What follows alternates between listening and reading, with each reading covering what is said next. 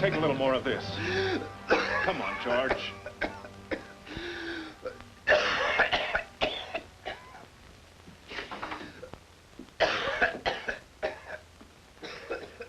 May I use the phone? Right ahead. How is George? Worse. I'm calling the doctor again, I'm afraid. How'd you call the doctor before? Hello? Dr. Stevens, quickly, please. This is Mr. Stark, 239 Adams, Hogan's apartment. What? Well, how soon can he get here? Oh, thank you. Is he coming? Dr. Stevens is on a maternity case, but his wife's already called another doctor. He should be in. Oh, if George had only told us what's been ailing him. We know it's his heart. Oh, once that ticker goes. A fine time for Dr. Stevens to go on a maternity case. I think I'll go and straighten out his bed. Nothing we can do. It's your deal, Craig.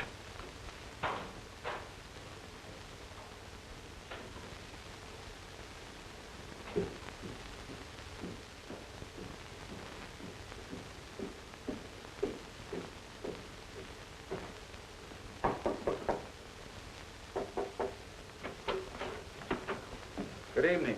I'm Dr. Miles. I was sent by Dr. Stevens. Oh, Harry, Doctor, it's a good thing you're here. The poor thing's been suffering something terrible. This is Dr. Miles. How do you do? Dr. Miles? How do you feel? Where's the pain? He can't speak, sir. He's a mute. Oh, I'm sorry. I didn't know. Please wait outside. Father, forgive me. Forgive me. He spoke. He spoke.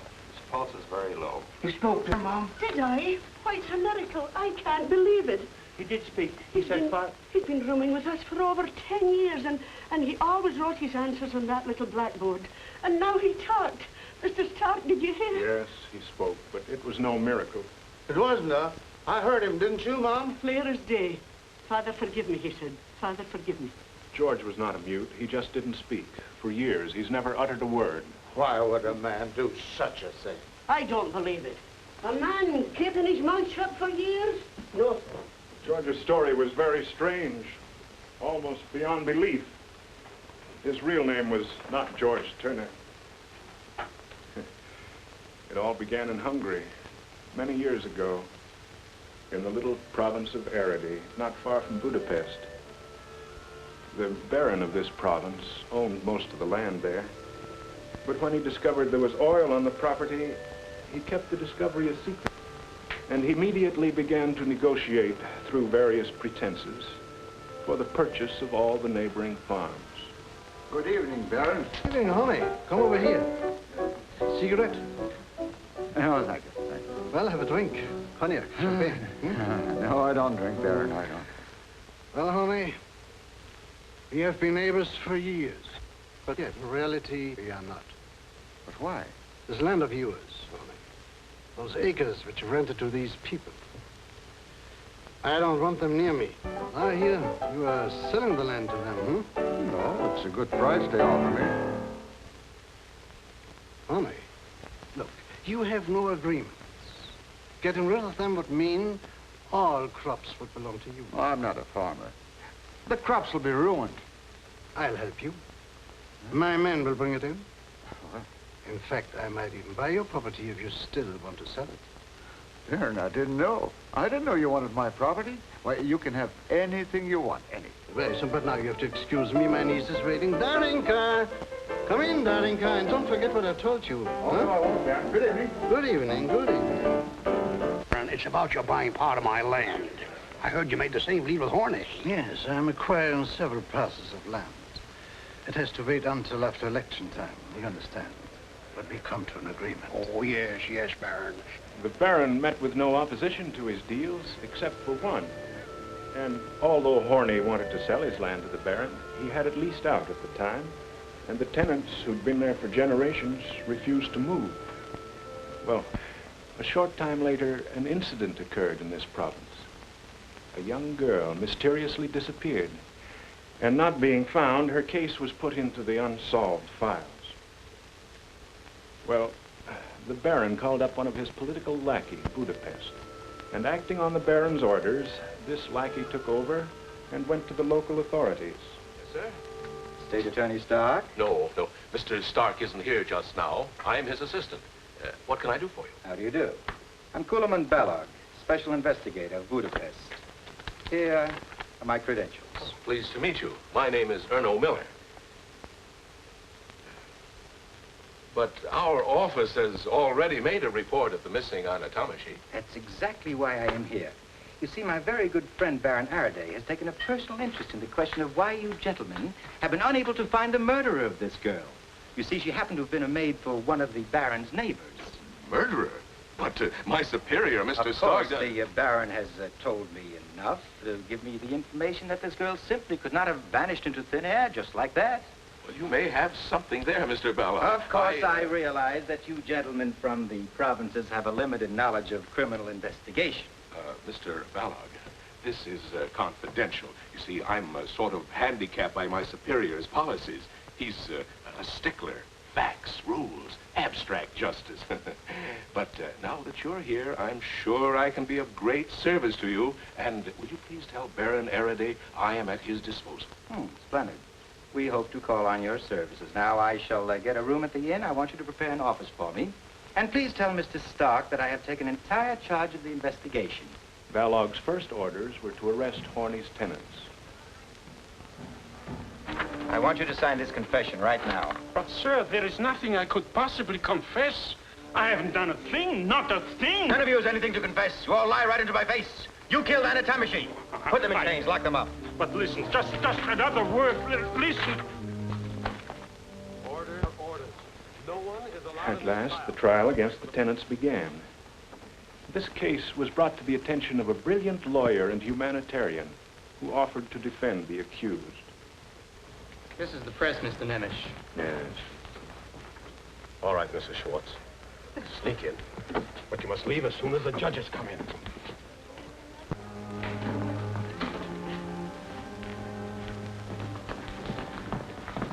Mr. Fisher. Mrs. Schwartz, don't worry. It'll be all right.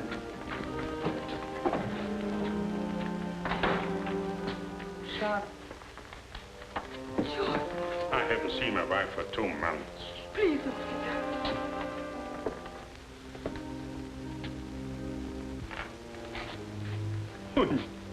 Papa. Samuel. My boy. Now you must go.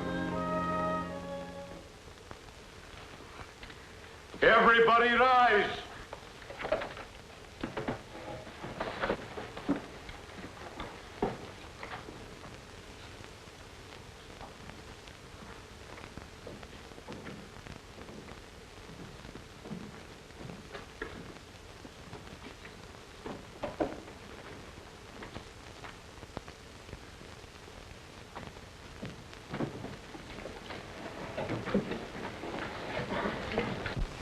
State Attorney, will you read the indictment? Members of the Royal Court, on August 3rd, 14-year-old Anna Tamashi disappeared mysteriously. She was last seen when she called at Joseph Schwartz' barn. Mr. Koloman Balog, assigned to this case as special investigator, discovered that the missing girl was present during a violent argument between Farmer Schwartz and his landlord, Mr. Horney. The argument between these two men climaxed with Schwartz's attempt upon the life of Mr. Horney. The contention of the state is that Anna was done away with because she was a potential witness against Schwartz, as well as against the other accused who were on the scene and thereby involved. The indictment charges the defendants with the murder of Anna Tamashi. Thank you, Mr. State Attorney. Your Honor, gentlemen, I move for an immediate dismissal. There's no sound basis for this case. There's not the slightest evidence. The defendants even saw the missing girl on the day of her disappearance. The prosecution cannot produce the body of the allegedly murdered girl. Who knows but what at this very moment she may be living peacefully, perhaps romantically, a few miles from here. Mr. Nemes, you come from Budapest, huh? Yes, why? One can easily see that you live in the sophisticated atmosphere of a big city and do not know the pure nature of a country girl. Baron Araday, I'm sure no one will dispute the fact that you are an authority on virtue. Order, gentlemen. Will the court please call the witnesses? Gustav Horney. Gustav Horney, 51, landowner. Mr. Horney, tell us what happened on the evening you called at Mr. Schwartz's house. Well, you see, my wife, she didn't want me to lease our land out any longer, and so Mr. Horney. How long has Schwartz been on your land? I only see his father leased the land to my father. That must have been about 45 years ago. Mr. Horney, tell us what happened the evening you called at Mr. Schwartz's house. Well, you see, my wife, she told me to go and see Schwartz and tell him about our decision. And later, she talked to the other tenants. Well, Schwartz isn't very easy to handle, you know. But I went just the same. Have you had any previous clashes with Schwartz? No. I always kept out of his way. Well, that night, I found Schwartz in his barn. When I told him he had to leave, he went for my throat. He almost killed me. That is not true! It is. Why, he was choking me. He almost killed me. You told me to pack and leave at the end of the month, just before harvest. I have to take care of my family during the winter. Quiet. Schwartz was provoked, Your Honor, understandably so. But where is the proof that he wanted to kill Horney? I picked up a pitchfork, and he said, "I see you dead before I leave this land." Why, my wife would be a widow if it wasn't for poor Anna. Why? She just came in then. That's why. He happened to look up, and that gave me a chance to dodge and run out the barn. I ran for my way. As I whipped up my horses, I heard a scream from the barn. When I finally got home, all in cold sweat and all the trembling, I told my wife that Schwartz almost killed me, and that Anna had seen it. She said, "Anna is your witness. When she gets home, take her to the police with you." What happened then? Well, Anna didn't get home. So we began to worry. Then we put two and two together. And then we began to suspect what actually happened to poor Anna. Your Honor, the defense insists the missing girl never came to the barn. Is there anything else you can tell us about this case? Well, that's all, Your Honor. You may go. Thank you. If I may, Mr. State Attorney. Certainly. It's quite clear, Your Honor, that a meeting of the defendants took place in the home of Schwartz, where it was decided to use violence on the landlord so they could stay on the land. Gathering was quite harmless, Your Honor. The question remains, was Anna Tamashi really present at the scene? Can there be any doubt? The testimony of the landlord can hardly be considered reliable when he had such a stake in getting rid of his tenants. Call your next witness. Mrs. Giuliani. Good morning. Good morning.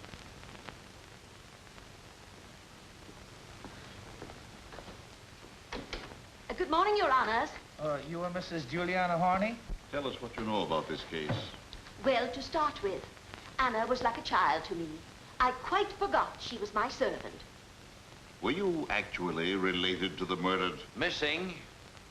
Please answer the question. My father, God rest his soul, married Anna's grandmother. God rest her soul. But apart from any blood bonds, Anna was like a daughter to me. And now she's gone. Murdered, that's what she was. How do you know that? It's as sure as night follows day. I sent Anna to Eckelmeyer's to get some paint. I keep my house neat as a pin. Now, when did Anna leave the house to get the paint? At 7 o'clock, right after supper. She wouldn't even wait for the dumplings. I told her to come home quick. To get on with the painting? Because it was getting dark. She came back in no time, but with the wrong paint. When was that? At 7:30. And you sent her back to get the right paint? I knew she wouldn't sleep if she hadn't gone back. And you sent her back this time in spite of the growing darkness. She insisted on finishing the painting that night. She liked working that much? For 50 coppers a week. She cleaned the house, made the beds, washed the dishes, did the laundry, fed the animals, milked the cow, and you saw to it that she lacked no ability to enjoy herself.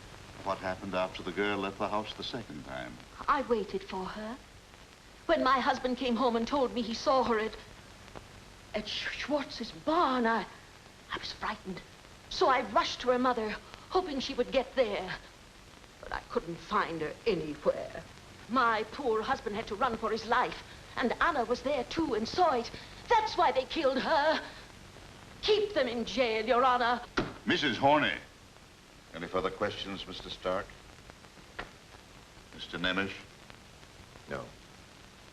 You may go. Told the witnesses have been led to believe by certain parties that it is not unlawful to break an oath. Nonsense. As special investigator for this case, I assume that Mr. Nemesh is referring to me. I had bigger game in mind. That shall not remain unanswered, Mr. Nemesh. Unfortunately, I have to deliver a speech in Parliament. I have to catch a train.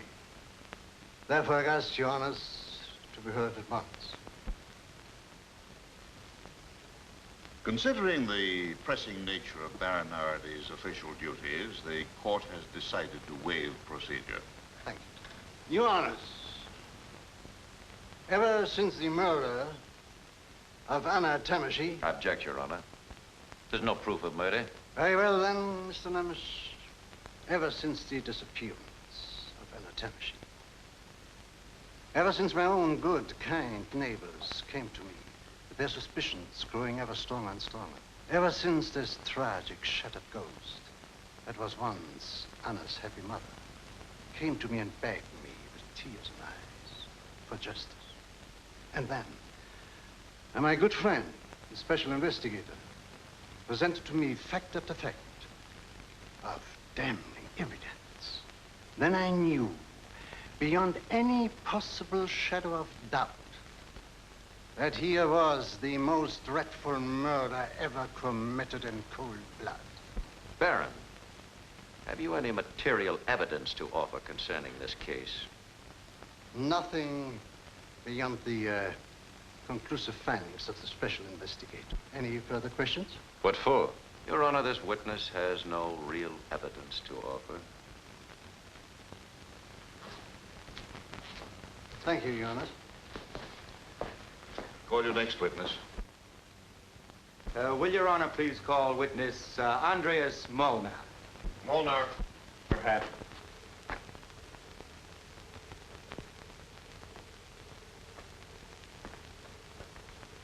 Andreas Molnar, age 52, labor on Baron Araday's estate.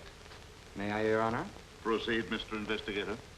Molnar, you had an unusual experience the night that Anna disappeared. Yes. Yes. Tell us in detail what you saw. I saw Anna dead with a big cut in her throat, right across here. Tell me, what exactly did you see? Those 5 men were digging. Digging? Where was this? In the backyard of Schwartz's house.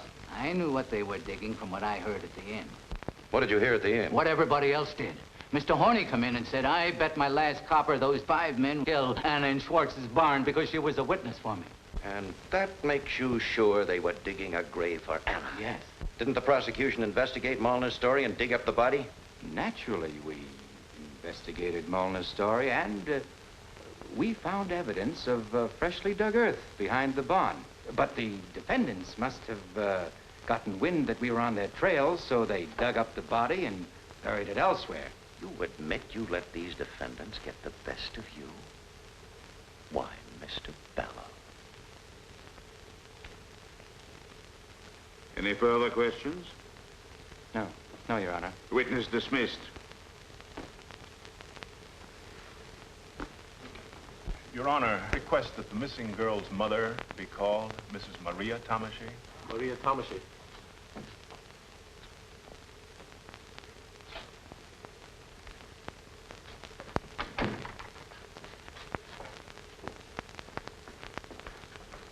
Maria Tamashy, widowed.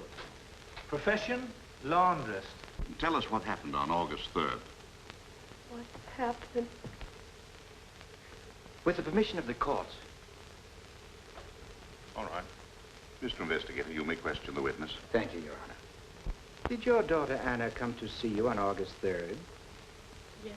Mrs. Tamashy, did you ask your daughter Anna to go to the Schwartzes? Gentlemen, I object to the way these leading questions are put to the witness.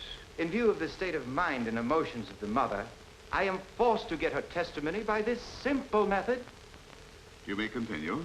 You asked your daughter Anna to stop off at the Schwartzes and tell them that you were to be unable to come and help Mrs. Schwartz the next day. Yes. And your daughter was... 14 when she disappeared? Yes, 14. How old was she when you first sent her out to work? 11. You mean to say your daughter was only 11 years old when she first started to work? I worked when I was 8. Did she ever complain that Mrs. Horney had treated her badly? Mrs. Horney has clearly stated her relationship with the missing girl. You've heard Mrs. Horney state that she considered the missing girl as her daughter. When did you first learn that your daughter had disappeared? I don't know. Mrs. Tamashine, what did you tell me you knew happened to your daughter? Anna was killed. How do you happen to know that? I saw it. You mean to say you were present when your daughter was killed? She had her head cut off. I saw it in my dream.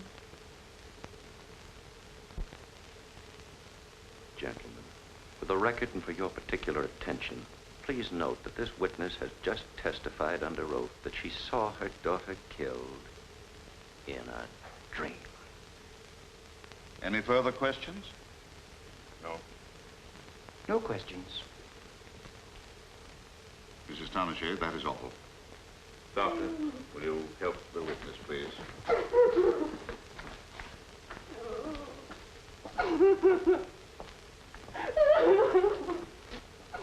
Call your next witness. Clara Thomasy.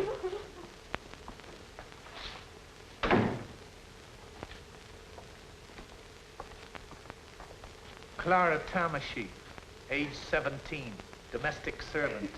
Calm yourself, my child. When and where did you see your sister last, Clara? It was in my mother's house. I went to see her because she was sick. What was Anna wearing? Her dress, What dress? the only one she had. What did you talk about? She told me that Mother said for her to stop off at Schwartz to say she couldn't go to work the next day because she was sick. What time was it when your sister left? About 7:30 in the evening. Did she have anything else to say to you? She told me she was going to buy a new dress for Sunday and asked me to meet her in front of the inn. She wanted me to help her pick it out. When your sister left, did she not go directly to the Schwartzes? Yes, she did. Object, Your Honor. There's no proof that the missing girl actually went there. Mr. Horney has testified that he has seen Anna at the Schwartzes. Her mother has stated that she sent her there, and this witness has verified that. How much proof does the defense require? Any questions? No questions. Gentlemen? No questions. None. That is all, my child. You may go. Call your next witness.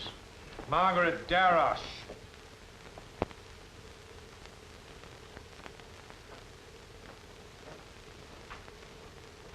Margaret Darosh, age 17. You are the daughter of Dr. Darosh? Yes, Your Honor.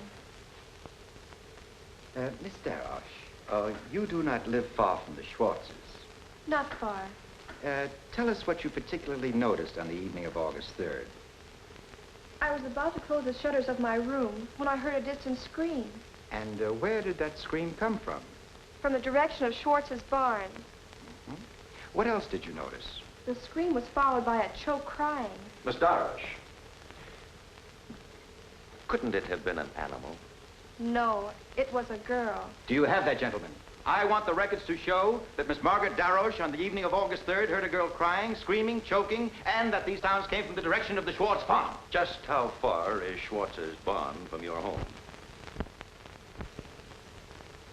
About a 5-minute walk. It's too vague, Miss Darosh. Would you say it was half a mile?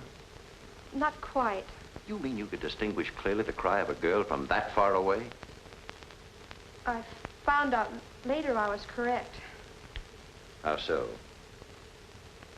Someone else heard it, too, and told me. Who told you? Mr. Investigator, it would be advisable for you to produce the witness for the prosecution. Mr. Balog, can you produce this witness? I think I can produce the witness to confirm Miss Darosh's statement with the court's permission.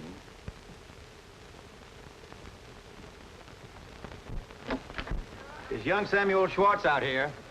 Me?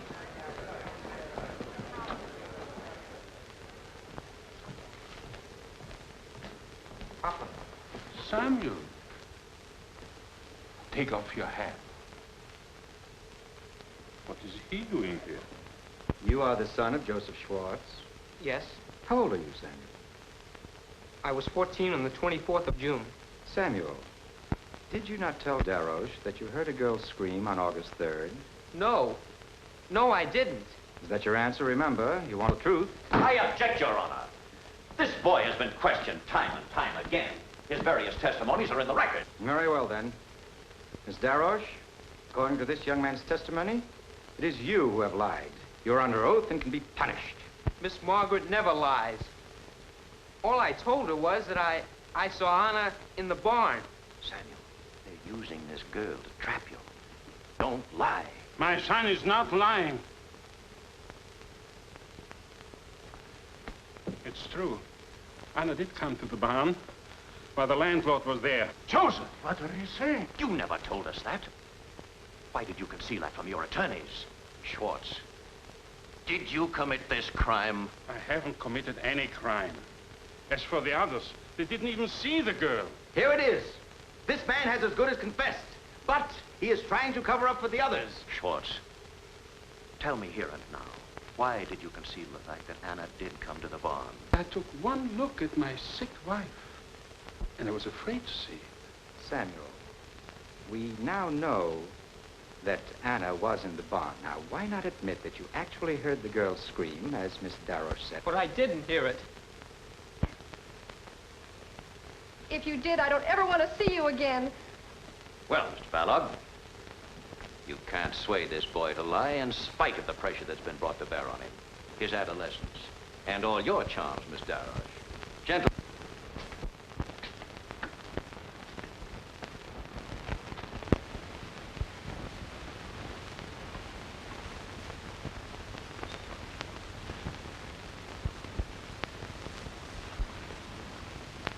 Excuse me.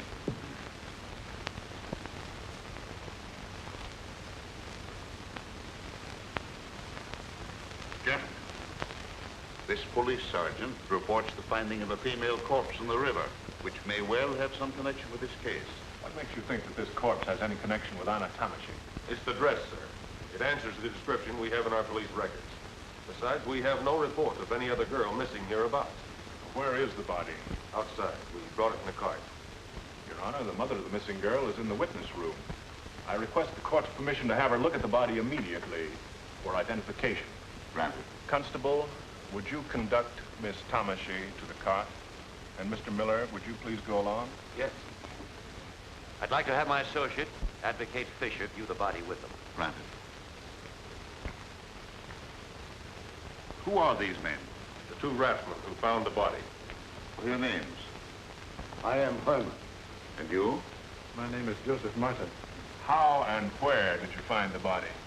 Well, when we were making for shore on our raft, I saw something stuck in the weeds. So I took one of our long oars and tried to get it loose.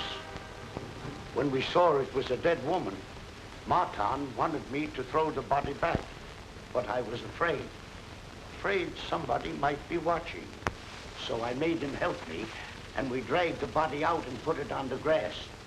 Martin ran for the police, and I stayed with the body. Gentlemen, the body of that girl shows no mutilation whatsoever. There is no cut on the neck of that girl. No mutilation? Sergeant, take them away. Quickly.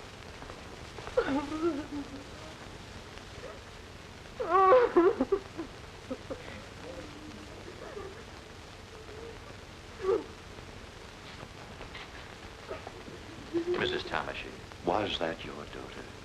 Yes. My poor Anna, my child. It's her dress. It's her dress. Your Honor, the mother has positively identified the body as that of her missing daughter, Anna. It's been put on record that the murdered girl was killed with a cut across the throat. Precisely. Therefore, gentlemen, this cannot possibly be the corpse of the girl we are looking for. Isn't it possible, Mr. Balog, that your witness, Molnar, has lied? Your Honor, this mother's positive identification speaks for itself. Your Honor, Mrs. Tamashi is obviously demented. My superior, Mr. Sark, has formed his own conclusion. But the state could not accept her identification as positive. She's not of sound mind. This whole procedure must be stricken from the record. The body has been identified by a mother, and the dress... It's generally known that Mrs. Tomashy has accepted the sight and presence of any girl as that of her own daughter. It's understandable what she would have said when she saw the body of a girl clad in a dress like the one her murdered daughter wore. Gentlemen of the prosecution, is this another maneuver of yours to further persecute these innocent men? I move that we recess immediately. The investigation will discredit any and all. The charge of murder against these defendants has collapsed like a pricked balloon. I move that we absolve these men of the charges as they appear in the indictment. Surely more concrete evidence, more positive assurance to satisfy our courts are in order. Excuse me, gentlemen.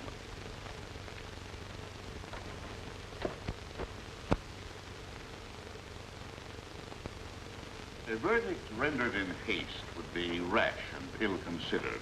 In view of the astonishing events and developments that we have witnessed, the court calls for time that both the defense and the prosecution might have an opportunity to confirm their respective contentions. Court adjourned.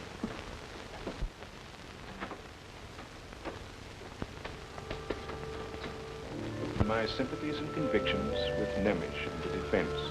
Your members of the Royal Court, as this trial resumes, I find it necessary to tender my resignation with profound regret and with the most vigorous protest against what has become a travesty of justice. But one thing, I will use all of my influence to prevent any further use of your service in public office. Baron Araday, I knew that you would say just that. I realize that my resignation will be hoped by him and his party. However, let me hasten to add, were it not for the legal impossibilities which bar me, I would be seated at that table with the defense. Mr. Stark, this is very irregular. Your resignation will have to be reported to the Ministry of Justice. I submit that you do so without delay. Mr. Miller, will you assume the duties of the prosecution? Yes, thank you, Your Honor. Mr. Stark, you have my deepest respect. God be with you. Good luck, Mr. Nemish.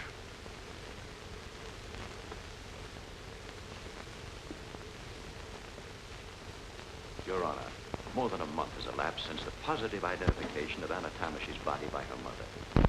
Our laws prescribe a quick execution of the guilty, not a slow killing of the innocent. Innocent? The defense is asking for the acquittal of these killers. I owe material.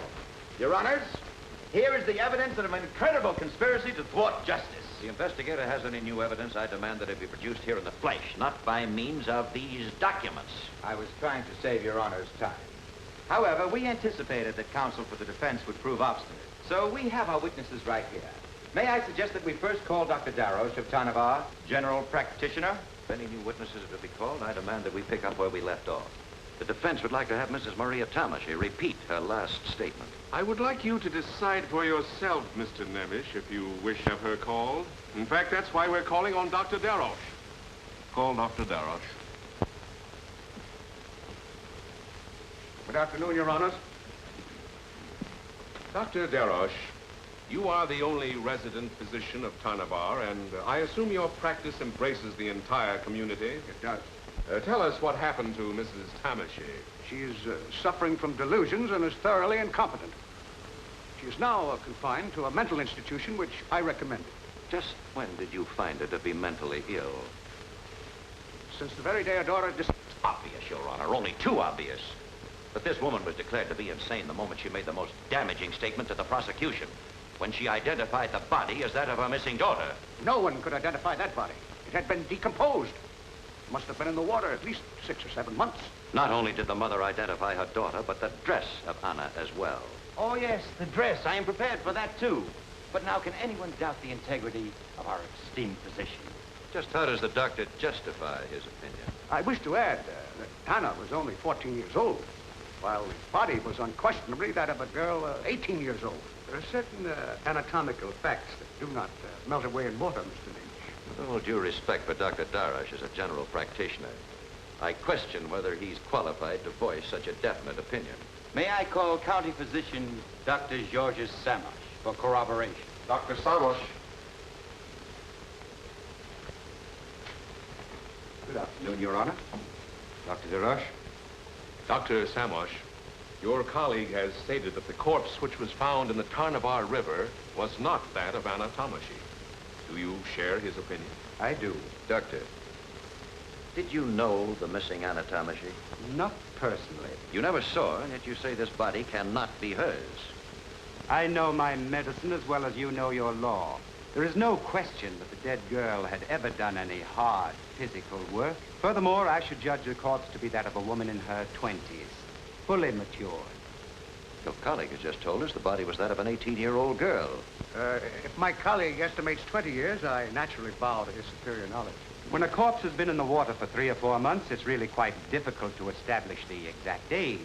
The anatomical... You gentlemen don't agree here either. I want to emphasize that Dr. Samosh has stated that the body was that of a person belonging to the better classes, and that, in his opinion, the body was also that of a mature woman.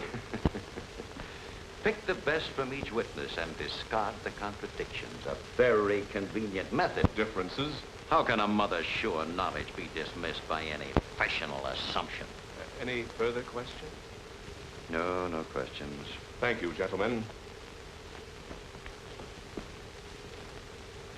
Now I see what has taken place during this adjournment.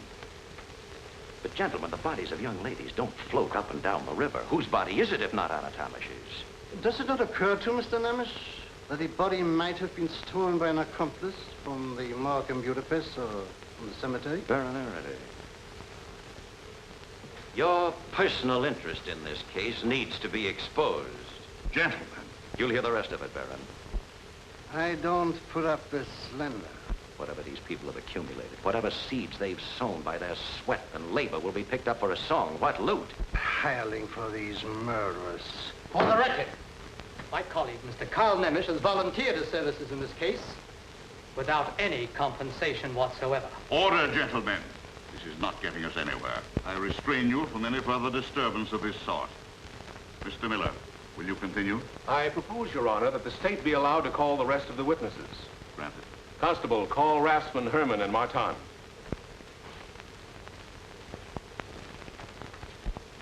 What is the charge against these men?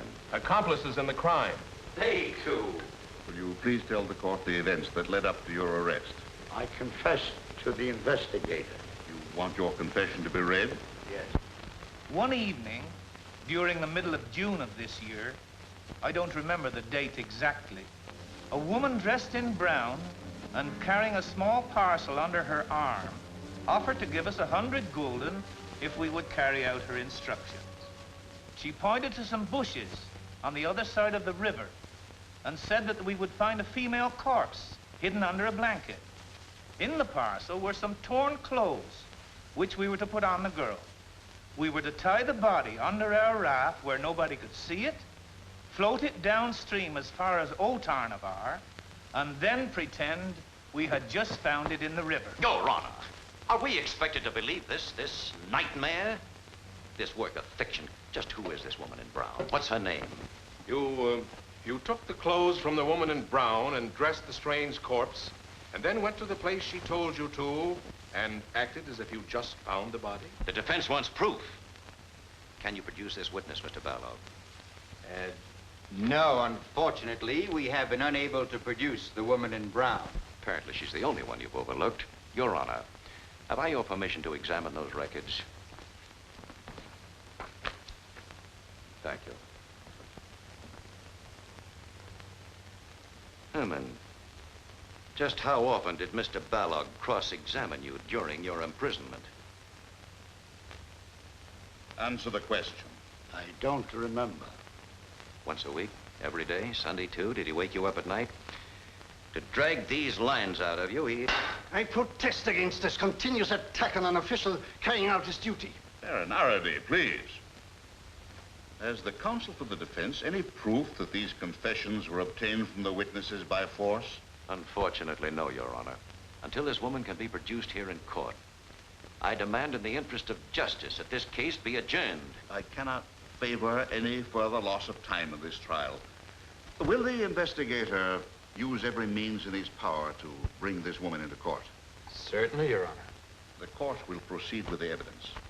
Any further questions? No questions. No questions. Take them away.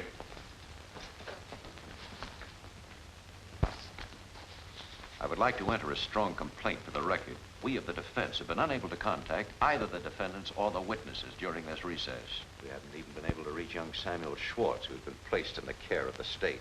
Is it the practice of the prosecution to hold witnesses incommunicado? Very well, Mr. Nemish. Young Samuel Schwartz is here now in my office. You wish to call him? I most certainly do. With permission of the court.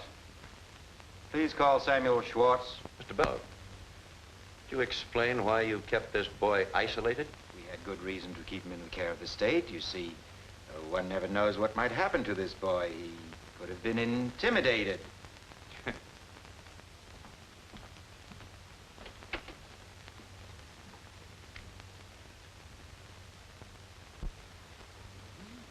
Look at my boy. Your Honor, Samuel Schwartz is here in the capacity of a witness for the state. The court must warn Samuel that the law cannot force him to testify against his father. Oh, there's no need for that, Your Honor. You have before you his sworn statement, which the prosecution would like to have read. Mr. Investigator, will you read this statement, please? This is the sworn statement of Samuel Schwartz as given to me, and I quote, "On the evening of August 3rd, just before 8 o'clock, I saw Anna Tomashi enter my father's barn. Our landlord, Mr. Horney, and my father had a heated argument. My father ran after him with a pitchfork. I heard Anna's voice saying, 'Schwartz will kill him. Call the police.' Then I heard a commotion. I looked through the keyhole. There was only one lantern lit inside the barn, so I could not distinguish who said, 'She's a witness for the landlord. We will all be in trouble.' I could see another one take this sickle. He cornered Anna and cut her throat, and I saw the blood flow down her neck. She was dead." Son, did you say that? Samuel, you will repeat here now. Papa wasn't there when the girl was killed. That is correct. You testified that your father was outside chasing Mr. Horney while the others committed the murder. Your Honor, I will prepare a motion to remove Schwartz's name from the indictment for murder. However, we will detain him temporarily for complicity in the crime. With the court's permission, I'd like to question the witness. Granted.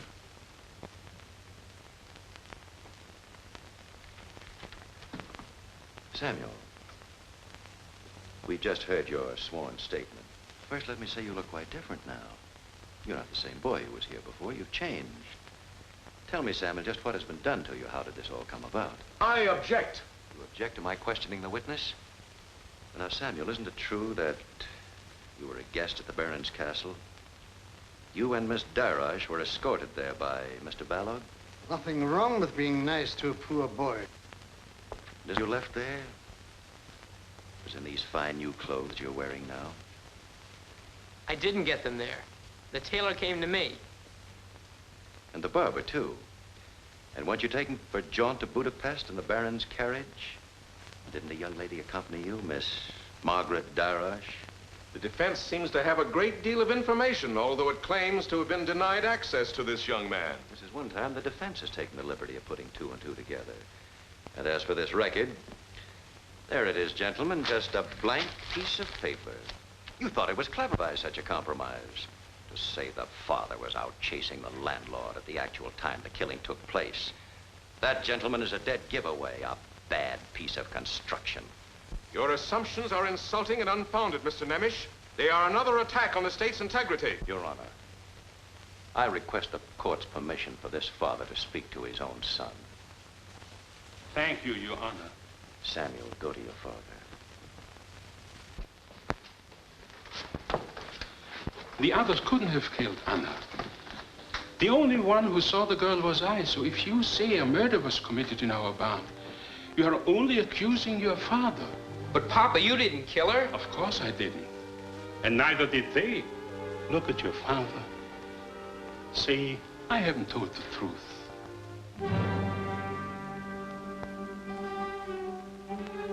Go.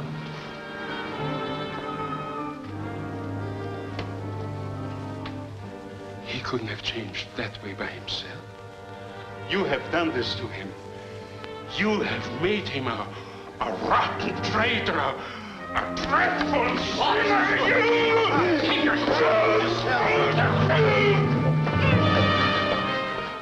His man is insane.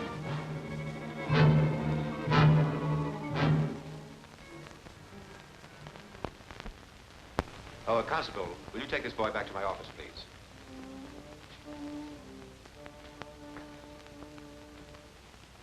Your Honor, we of the defense could not have anticipated the unprincipled tactics of the prosecution. Consequently, we've been forced to improvise our defense from moment to moment. This case has become both tragic and ridiculous. The only hope of helping the accused was to discredit the testimony of every witness called by Balog. Professor Barr from the University of Budapest readily agreed to testify. Here, gentlemen, is the River Tanava. You will observe the winding course of the river down to the old village of Otanava. Here is the town of Tanava. Considering the current, the time of the year, the whirlpools, and other handicaps, I would estimate that the corpse needed 4 to 6 weeks to cover this stretch. It is not easy to estimate with accuracy how long a corpse has been lying in the water. However, I can assert with authority that it could not have been less than 4 weeks, nor more than 6 weeks. Dr. Darosh estimates the body was in the water 6 or 7 months, while Dr. Samosh asserts it was only 3 or 4 months. Dr. Samosh attended my lectures for years, but I cannot guarantee that he absorbed them. As for Dr. Darosh, he is unknown to me. You gentlemen agree with the professor? No, I do not. No. The discrepancy is rather large. Then in your opinion, Professor, these two experts are both mistaken. There is no doubt. You may laugh, gentlemen, but that does not conceal your professional blunders. I am no longer your pupil, Professor, and I am free to laugh at obsolete analyses. Professor Barr, did you estimate the approximate age of the corpse? Around 15. That's ridiculous. This was a fully matured woman. I have known girls to be fully matured at the age of 12. Water does many things, but it does not change people's ages. It will make any skin soft and smooth. Even the calloused feet of a girl who went barefoot all her life. Then there's no proof as to what class this girl belonged to. Professor Barr, you studied the sworn statements of the 2 raftsmen. What is your opinion of their testimony?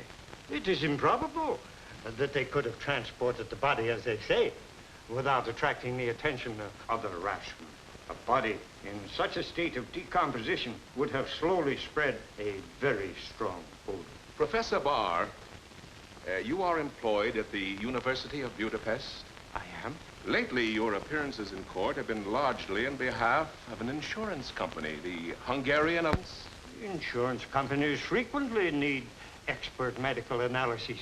I wish to point out to the court that the president of the Hungarian Alliance has been very much interested in this case. Is it not too obvious that... That has nothing to do with my opinion as an expert. Oh, no, of course not, Professor. Nothing whatsoever. Your Honor, this is shameful. One of our country's foremost scientists subjected to this slander.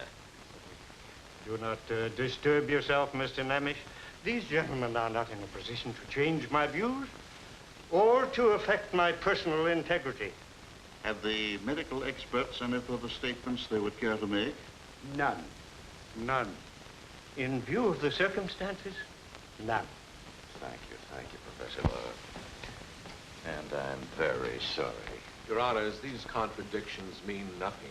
According to 2 eyewitnesses, Samuel Schwartz and Molnar, Anna Tomashi was killed with a sickle. Her throat was cut. Mr. Prosecutor, it's exactly what we intend to disprove. Therefore, I demand the state produce this woman in brown. Unfortunately, we have been unable to find the woman in brown. Either this witness is in hiding or has mysteriously vanished. If the mysterious woman were produced, she would only serve to reinforce the case for us, the prosecution. So why delay any longer? Your Honor, since the state has failed to produce this witness, I promise to bring her here.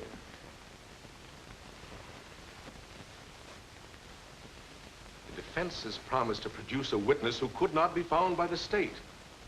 This is another forgery in the network of lies which has been exhibited.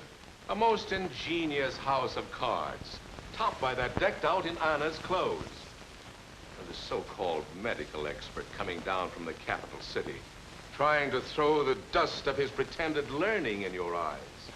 While on the other hand, the state has offered many witnesses to testify in an unpretentious way, as simple, well-meaning people do. Mr. Prosecutor, I must interrupt, and I request the court's attention.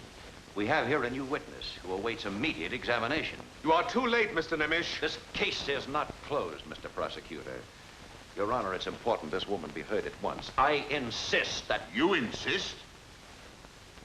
I shall be forced to resign, Your Honor, together with my colleague with the defense at this last hour if our motion is rejected. Let them resign. The court does not wish to deprive the defendants of the benefit of counsel. Bring the witness in, Mr. Fisher.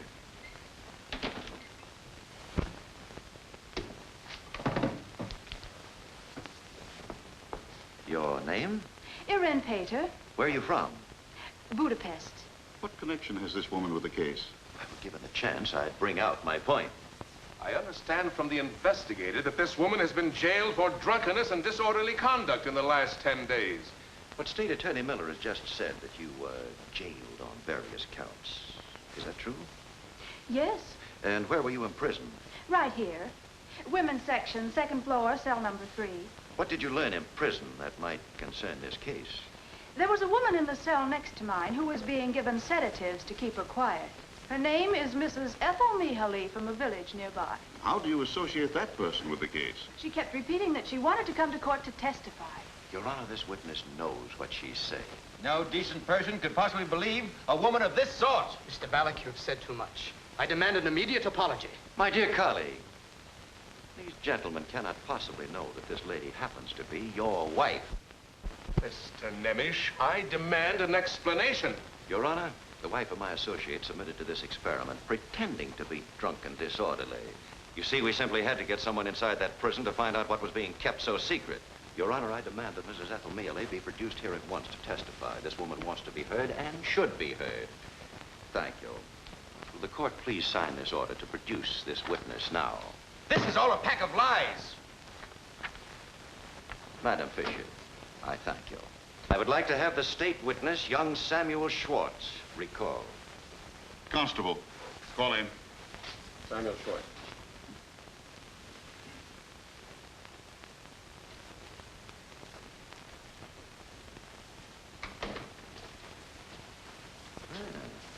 Samuel, on December 5th, you described in detail the actual murder of Anna Tamashi. I want to ask you just one question, and I don't want anyone to answer it for you. Just how did you see the actual killing of Anna? I saw it through the keyhole. Thank you, Samuel. That will be all. You may go now. Your Honor, you've heard the witness repeat that he witnessed the crime through a keyhole in the barn door. Gentlemen, there's only one door in that barn, and there's nothing in that door that faintly resembles a keyhole. That's a lie. Mr. Schwartz, you've stated you built that barn yourself. Was there a keyhole in that door? No. There was no keyhole. Your Honor, we now have proof that young Samuel Schwartz has been lying. Come here, Mrs. Mihaly. Step right up. Gentlemen, please note the brown dress. Mrs. Mihaly, where are you from? Oh, Tanavar. And when were you arrested? On December 8th. What has this to do with the case? Please don't be cross with me, mister. They all shouted at me. But it was Dr. Barroza who first told me the story. What story? They were looking for a woman in this dress from Otanavar. A woman who had given a package to 2 raftsmen. The doctor told me to keep my brown dress on and to report to the investigator. When I came, he told me I had no business coming to him without a summons, and that man arrested me. That's a lie. Mrs. Mihaly, did you know the 2 raftsmen, Herman and Martin? Yes. And did you give them 100 gulden? When did I ever have 100 gulden? Did you give these 2 men a package containing a woman's clothes? A woman's clothes? Oh, no. They give me their clothes to mend for a few coppers every time they go up the river. Then I meet them on the shore on their way back. Exactly what did you give them last time? A jacket and 2 shirts. Then it's not true you gave them a package containing anything belonging to the missing Anna Tamashi. No. Gentlemen, the woman in brown has just testified that she did not give any of Anna's clothes to the 2 raftsmen. Thank you, Mrs. Mihaly. You are no longer in custody. You are free to go anytime you choose. Constable? I shall forgo the pleasure of discrediting your 2 raftsmen and bringing to light the methods used by the state to procure all their testimonies. Let me recall the absurd testimony of the grieving mother, who dreamed she saw her daughter slaughtered by these defendants. That dream, gentlemen, we've discovered was inspired by a gypsy woman to read the cards for this poor woman and make her believe the preposterous story which ignited the entire case against these defendants. And when she testified against you, you took this simple, gullible woman, declared her to be incompetent, insane. My mother isn't crazy. She'll die. It will be my fault, too. Why? Why will it be your fault? I could have saved Anna. I saw her a second time that night. I met her in front of the inn. She came running along the street. She was crying and sobbing. Why was she crying? Why? She did not get the money for the new dress from Mrs. Horney because she got the wrong paint, and Mrs. Horney beat her. Do you remember what time it was? Yes. It was the time we planned to meet. 8 o'clock. 8 o'clock. In the testimony of young Samuel Schwartz, he stated he saw Anna Tamashi murdered in his father's barn at exactly 8 o'clock. States she saw her sister alive and well and in the village at precisely that same hour. Nobody killed her. Anna ran for the river, and I saw her jump over the bridge. Why didn't you call for help? I was always jealous of her. She had that appointment for Sunday. What appointment? I can't tell, but she wanted that dress to look more beautiful.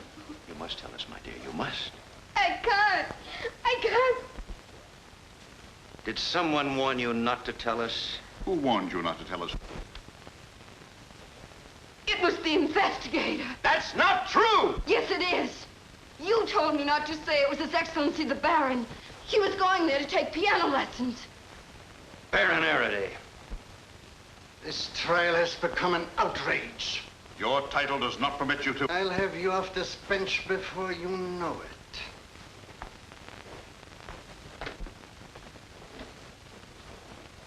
You 2 gentlemen stay here. Thank you, my dear. You may go. Mr. Nemish, do you wish to sum up for the defense? Yes, thank you. There are people living among us today who seem to belong in the Dark Ages. Men whose ambition to rise in the world is so great they'll shirk at nothing. They'll forge testimonies, torture witnesses to perjury. They'll connive, lie, practice deceit even in its foulest form. Here the greatest sin of all was committed. The youth of 14 who falsely accused his own people of a gruesome murder and gave it every appearance of truth. A bewildered child betrayed into thinking he was saving his father. This trial began against 5 innocent men. It should end with the arrest of those who hatched this plot. I shall not ask the court for the acquittal of these defendants, for to do so would be to insult your honors. But gentlemen, this much I must say. Nothing you can do for them now would compensate or console them for the miseries and horrors they've been subjected to. That is all.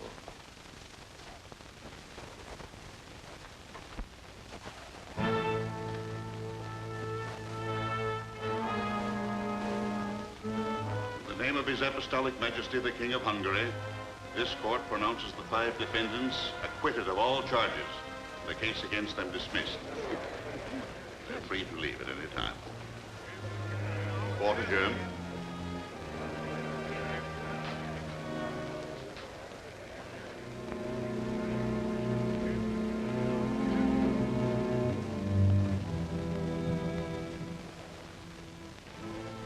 The Baron's scheme was exposed, but just as he was about to be tried by the superior Hungarian court, he was found dead as the result of a stroke.